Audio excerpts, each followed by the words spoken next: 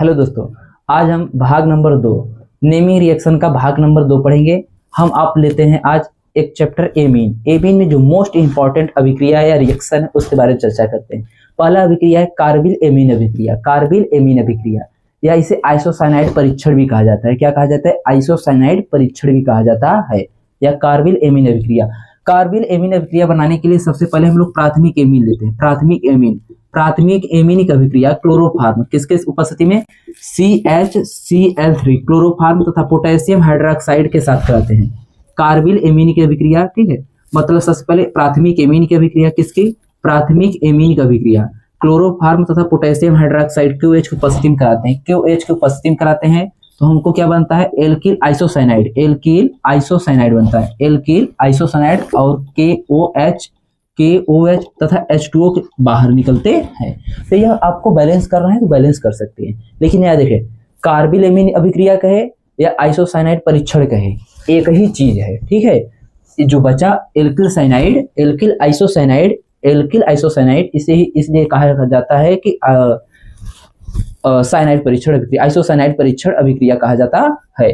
अब ध्यान दो कि यहाँ पे आपको एक चीज याद रखना पड़ेगा कि कार्बिल अभिक्रिया में 1 डिग्री एमीन का प्रयोग किया जाता है कि 2 डिग्री एमीन का प्रयोग किया जाता है कि 3 डिग्री एमीन का प्रयोग किया जाता है। पेपर में बहुत बार पूछा है, कभी कभी बहुविकल्पी पूछ लेता है, कभी कभी डायरेक्ट पूछ लेता है। तो याद रखना हमेशा कार्बिल एमीन अभिक्रिया में जो एमीन होता है कितना डिग्री होना चाहिए? 1 डिग्री होता है। 2 डिग्री एमीन और 3 डिग्री एमीन अभिक्रिया कभी नहीं प्रदर्शित करेगा। ठीक है, याद रखना 2 डिग्री एमीन और 3 डिग्री एमीन अभिक्रिया नहीं प्रदर्शित करेगा।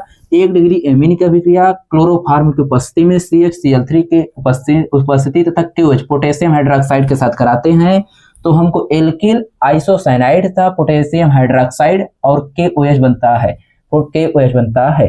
यहाँ पे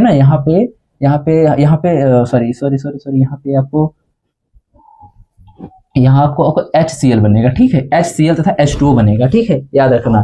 तो क्या एल्किल, अब R की जगह हम लोग क्या ले सकते हैं? चाहे एल्किल ले चाहे एरिल ले,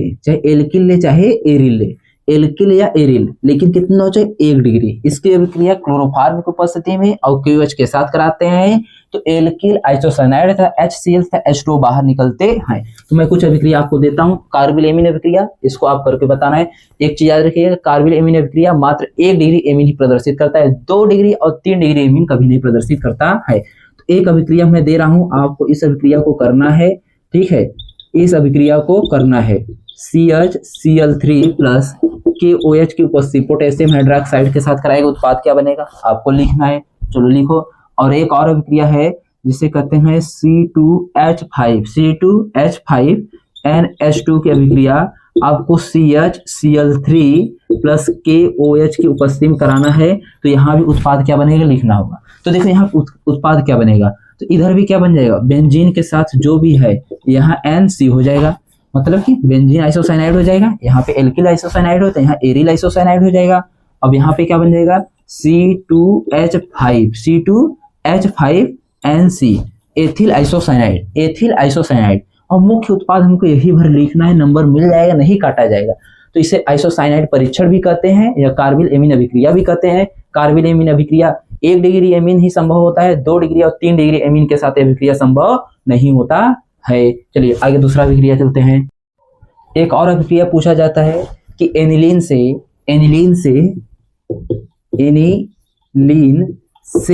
पूछा जाता है, बहुत बार पूछा गया, मोस्ट इंपॉर्टेंट अभिक्रिया है 2,3,6 try bromo aniline.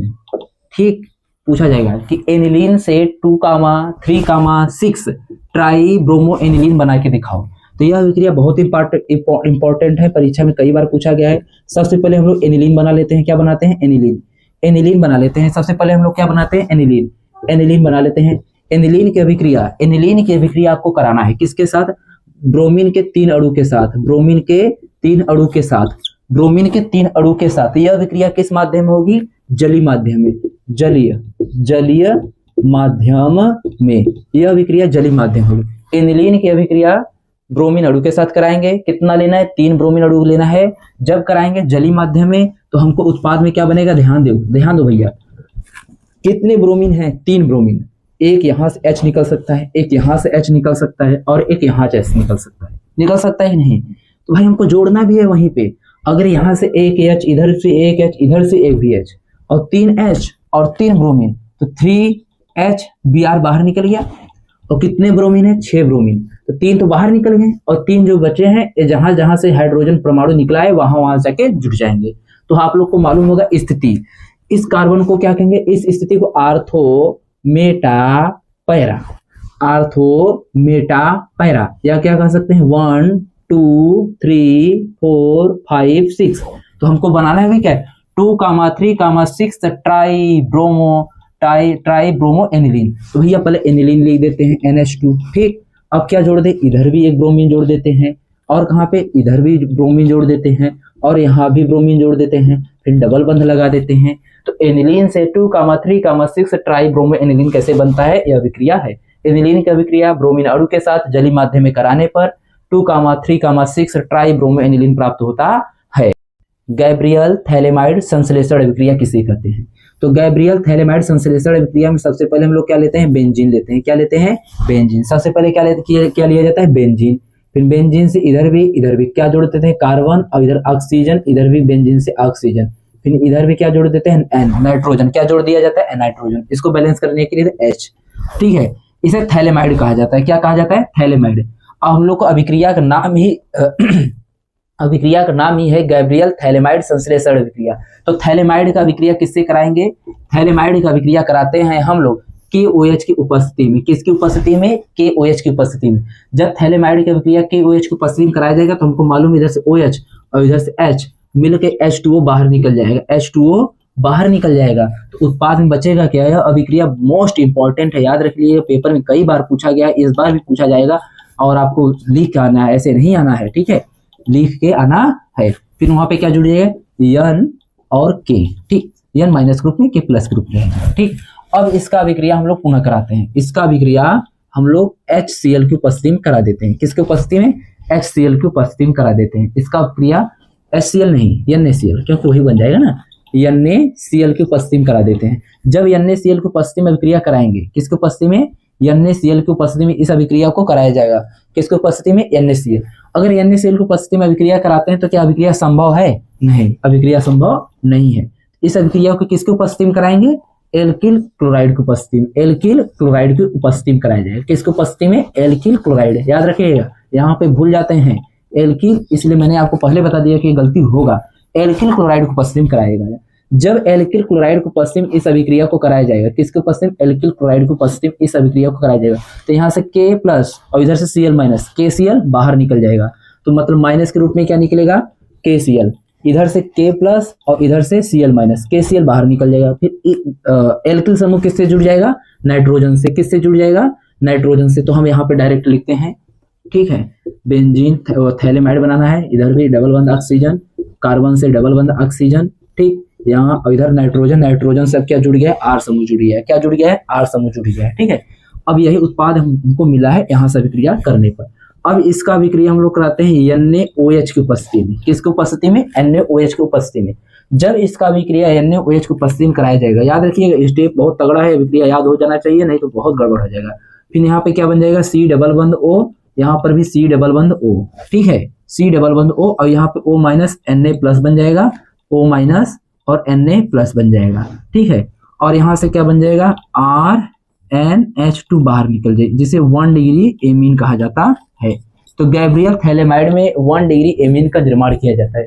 Gabriel phthalimide संश्लेषण अभिक्रिया में 1 डिग्री एमीन का निर्माण किया जाता है। सबसे पहले थैलेमाइड लिया जाता है। थैलेमाइड का अभिक्रिया पोटेशियम हाइड्रोक्साइड को उपस्थिति में कराते हैं, तो यहाँ से OH माइनस, इधर से H प्लस H2O बाहर निकल जाता है, फिर K प्लस जाके नाइट्रोजन से जुड़ जाता है। फिर यहाँ पे स्टेप गलती हो सकता है, लेकिन ध्यान धैर्य रखना है, एल्किल क्लोराइड से करना है, क्योंकि हम लोग को 1 डिग्री एमीन ही तो बनाना है। 1 डिग्री एमीन तभी बनेगा जब एल्किल समूह होगा। तो एल्किल क्लोराइड की उपस्थिति में कराते हैं। जब एल्किल क्लोराइड को उपस्थिति में कराते हैं तो क्या होगा? यहाँ से K प्लस और इधर से Cl minus, KCl minus group में बाहर निकल जाएगा। फिर एल्किल समूह डायरेक्ट नाइट्रोजन से जुड़ जाएगा। तो एल्किल समूह डायरेक्ट नाइट्रोजन से जुड़ गया है। फिर जब एल्किल समूह का अभिक्रिया, मतलब जो नाइट्रोजन से जो एल्किल समूह जुड़ा है, इसका अभिक्रिया सोडियम हाइड्रोक्साइड की उपस्थिति में NaOH को उपस्थिति में कराते हैं। किसको उपस्थिति में? NaOH को उपस्थिति में अभिक्रिया कराया जाता है। तो यहाँ से क्या होगा? यहाँ से RNH और इधर इसका 2 अणु लेंगे, कितना 2 अणु लेंगे तो RN और इधर से 2 हाइड्रोजन RNH2 बाहर निकल जाएगा जिसे 1 डिग्री एमीन कहते हैं। फिर बचा क्या 2Na+O-, तो 2Na+O- किससे जुड़ जाएगा कार्बन से, 2 एक इधर से O- Na+ इधर, तो 2Na+O- जुड़ गया। तो गैब्रियल थैलेमाइड संश्लेषण अभिक्रिया में 1 डिग्री एमीन का निर्माण किया जाता है। यह अभिक्रिया पेपर के लिए बहुत महत्वपूर्ण है, आपको आना चाहिए और रिवीजन कर लीजिए, इसको भूलना नहीं है, चूकना नहीं है। 100% पेपर में संभावना है कि आ सकता है गैब्रियल थैलेमाइड संश्लेषण अभिक्रिया। 7 शिफ्ट में पेपर होगा, कभी 7 शिफ्ट क्या मतलब 7 सेट में होगा, सॉरी 7 सेट में। जब 7 सेट में पेपर होगा तो जाहिर सी बात है नेमिंग रिएक्शन पूछेगा तो कहीं ना कहीं किसी सेट में इधर ना उधर दे देगा। आपको पता आपका किस्मत किस सेट में लिखा गया हो तो आपको पढ़ना है, ठीक है। गैब्रियल थैलेमाइड संश्लेषण अभिक्रिया। चलो अगला अभिक्रिया पढ़ते हैं। एथिलीन एमीन का एसिलन या एसिलन अभिक्रिया किसे कहते हैं समझो। हम लोग सबसे पहले एमीन लेते हैं, मतलब एमीन, तो C2H5NH2 ले लिया जाता है। अब इसका कराना है एसिलन। एसिलन मतलब क्या, एसिलन का अर्थ क्या होता है ध्यान दो, C+O इधर X लिख दो, इधर एल्किल समूह, इसे ही एसिल हैलाइड कहा जाता है। तो इसी से अभिक्रिया कराना है एमीन का। तो एमीन का अभिक्रिया कराते हैं, यहाँ पे हम ले लेते हैं, क्या लेते हैं C2H5 ले लिया जाता है। जब अभिक्रिया कराया जाएगा यहाँ क्या ले लीजिए भैया क्लोरीन। अब अभिक्रिया करा रहे हैं, इन दोनों का अभिक्रिया आपस में कराएंगे तो ध्यान देना कि यहाँ से हाइड्रोजन निकलेगा और यहाँ से क्लोरीन निकलेगा, तो HCl बाहर निकल जाएगा। कार्बन किससे डायरेक्ट जाके जुड़ जाएगा नाइट्रोजन से, किससे नाइट्रोजन से। कार्बन डायरेक्ट नाइट्रोजन से जाके जुड़ जाए तो उत्पाद में C2H5N, फिर नीचे हाइड्रोजन, फिर निकल गया है तो कार्बन जुड़ जाएगा। क्या जुड़ जाएगा कार्बन से, क्या ऊपर से डबल बंध O और इधर से क्या जुड़ जाएगा C2H5 और नीचे क्या बन जाएगा हमारा लोग का HCl। तो इसे ही कहते हैं एमीन, मतलब प्राथमिक एमीन का एसिलन। तो याद रखिएगा एसिलन अभिक्रिया किसे कहते हैं या एमीन का एसिडीकरण किसे कहते हैं, तो आपको यही लिखना पड़ेगा। एक और अभिक्रिया देते हैं, आपको करना होगा, ठीक है। हम 2 डिग्री एमीन ले लेते हैं, कितना डिग्री 2 डिग्री, C2H5N और फिर यहाँ पे CH3 लिख देते हैं, इधर हाइड्रोजन लिख देते हैं। इसका अभिक्रिया आप लोग को कराना है कार्बन डबल बंध O, फिर इधर लिख देते हैं CH3 और यहाँ लिख देते हैं Cl। इसके साथ अभिक्रिया कराए, इसका उत्तर जो भी होगा आप लोग को देना होगा, ठीक है। चलिए अगला अभिक्रिया एरिल सल्फोनिक क्लोराइड की अभिक्रिया करना है एमीन से। किससे, एरिल सल्फोनिक क्लोराइड की अभिक्रिया किसका करना है, एमीन से करना है। तो एरिल सल्फोनिक क्लोराइड किसे कहते हैं, तो ध्यान दो, aryl sulphonic chloride C6H5SO2Cl, C6H5SO2Cl, इसे एरिल सल्फोनिक क्लोराइड कहा जाता है। या पेपर में पूछ ले बाबू हिंसबर्ग अभिकर्मक किसे कहते हैं, तो हिंसबर्ग अभिकर्मक एरिल सल्फोनिक क्लोराइड को ही कहते हैं। इसका रासायनिक सूत्र C6H5SO2Cl होता है। इसका अभिक्रिया एमीन से पूछा है तो हम लोग लिखते हैं सबसे पहले एरिल सल्फोनिक क्लोराइड किसे कहते हैं, तो हम लोग लिखते हैं यस, फिर इधर भी डबल बंध O, ठीक है। जैसे जैसे कहा गया है वैसे वैसे लिख देते हैं क्लोरीन। इसका अभिक्रिया एमीन के साथ कराना है, किसके साथ कराना है, एमीन के साथ, मतलब कि क्या RNH2 किसके साथ C2NH2 इसके साथ कराना है। तो यहाँ पे नाइट्रोजन से जो हाइड्रोजन परमाणु जुटा है कुछ इस प्रकार से दर्शाया जा सकता है। जब इसका अभिक्रिया कराएंगे, किसका एरिल सल्फोनिक क्लोराइड का हो या हिंसबर्ग अभिकर्मक का अभिक्रिया किससे प्राथमिक एमीन से कराते हैं, तो यहाँ से H और इधर से Cl, HCl बाहर निकल जाएगा।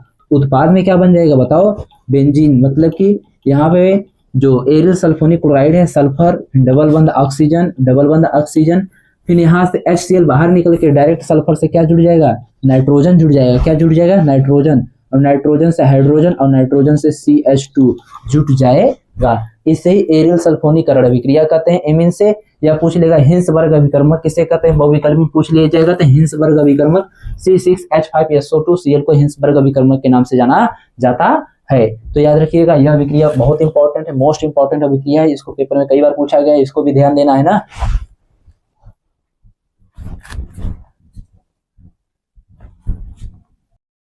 योगज अभिक्रिया किसे कहते हैं, तो योगज अभिक्रिया कौन सा है, यह अभिक्रिया योगज अभिक्रिया। तो योगज अभिक्रिया में क्या होता है ना, बेंजीन डाइजोनियम क्लोराइड का अभिक्रिया कराना पड़ता है। किसका, बेंजीन डाइजोनियम क्लोराइड का अभिक्रिया कराना पड़ता है किसके साथ, एल्कोहल के साथ, किसके साथ, एल्कोहल के साथ या फिनॉल के साथ, पहले पढ़ेंगे फिनॉल के साथ। तो बेंजीन डाइजोनियम क्लोराइड किसे कहते हैं, बेंजीन डाइजोनियम क्लोराइड मतलब बेंजीन समूह से क्या जुटना चाहिए, N2+ होना चाहिए और Cl-, इसे क्या कहते हैं, बेंजीन डाइजोनियम क्लोराइड कहा जाता है। क्या कहा जाता है, बेंजीन डाइजोनियम क्लोराइड।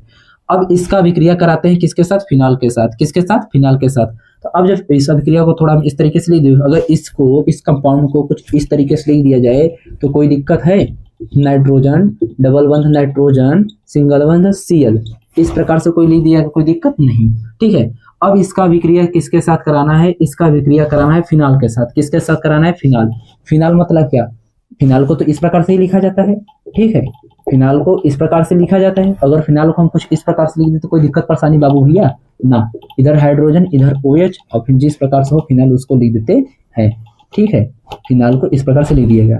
जब इसका अभिक्रिया कराएंगे, ठीक है, तो अब क्या होगा, ध्यान देना, बहुत कुछ अंतर नहीं होगा। यहाँ से हाइड्रोजन, यहाँ से क्लोरीन आपस में बाहर निकल जाएंगे। योगज अभिक्रिया का अर्थ है जुटना, जुटना, जुटना, जुटना। तो अब दोनों कंपाउंड आपस में जुड़ जाएंगे। देखो क्या बनेगा उत्पाद के रूप में, उत्पाद में क्या बनेगा, अब ध्यान देना, उत्पाद नाइट्रोजन, डबल बंध नाइट्रोजन, फिर नाइट्रोजन किससे जुड़ जाएगा, बेंजीन से, ठीक, बेंजीन से, बेंजीन से जुड़ जाएगा। और बेंजीन किससे जुटेगा, बेंजीन से OH समूह जुटा है। तो इसी अभिक्रिया को क्या कहते हैं, योगज अभिक्रिया।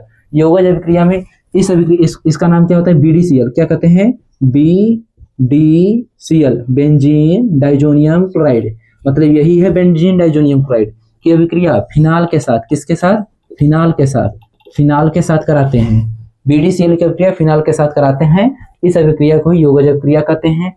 अगर हम लोग फिनॉल को परिवर्तित करते हैं, टालुइन ले लेते हैं, ठीक है, एमीन ले लेते हैं, क्या लेते हैं, एमीन, छोड़ो टालुइन, एमीन लेते हैं, फिनॉल के जगह एमीन ले लेते हैं, NH2। अगर यहाँ NH2 ले लिया जाता है तो कुछ नहीं होगा, उत्पाद में यहाँ OH की जगह NH2 हो जाएगा, तो यहाँ एमीन फिनॉल हटा दिया जाएगा, एमीन, ठीक है। तो इस अभिक्रिया को योगज अभिक्रिया कहा जाता है।